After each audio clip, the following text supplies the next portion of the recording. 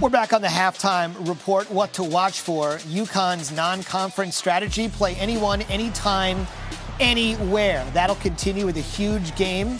Gonzaga in Seattle Friday night here on ESPN2. Castle, Klingon, Caravan have all been dealing with injuries, but they're all now rounding into form.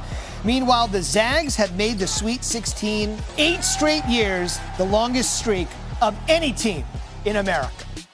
And as we creep closer to tip-off, it's a pleasure to be joined by UConn head coach Dan Hurley.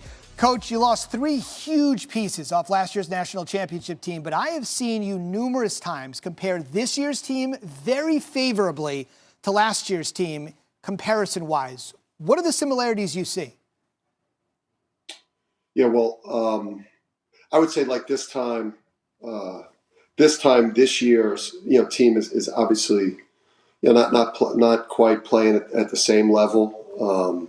We're certainly behind last year's team, but I feel like the potential is similar in terms of what we can be February, March, and then into April. I think we're better offensively, though. I think we have just a lot more balance. I mean, with the healthy Steph Castle, we feel like, and what Solo Ball's giving us offensively, we feel like we've got 4 or 5 guys that can go and get 15, 16, 18, 20 a game. But what we've got to really lock in on right now is getting that defensive identity back. Dan, your schedule, I look at it, Texas and Indiana at the Garden. Now under a 15-day period, you've got Kansas at Kansas, North Carolina in the Garden, and Gonzaga. What were you thinking when you put together this schedule?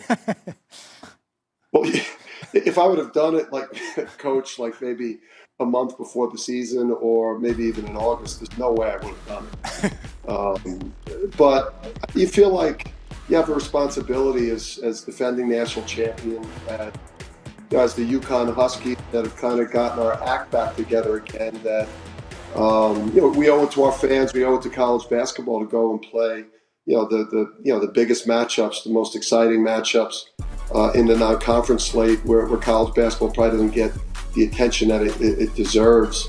You guys have been banged up a little bit in the preseason. Obviously, Donovan was out for 8 to 10 weeks. Steph went out for about 3 weeks. Those guys being out, how has that helped your team, big picture? Yeah, it's been great for us. It's given Samson Johnson an opportunity to really be leaned on, and just to get a lot of practice reps, a lot of game reps. Build up that confidence. One of the major keys to our season last year was having those 2 outstanding centers, and Samson and Donovan give us that this year. And I think obviously losing Steph was a huge loss. I think he gives us a dimension defensively that could clean some things up that we've been struggling with, 3-point line defense, creating turnovers. Then he also offensively, he could fill a little bit of an Andre Jackson type of role in terms of, pushing it, transition, and facilitating and just creating all types of shots for us offensively off script. Now, you've been known to have a little bit of a superstition or two. So, you're going all the way out to Seattle.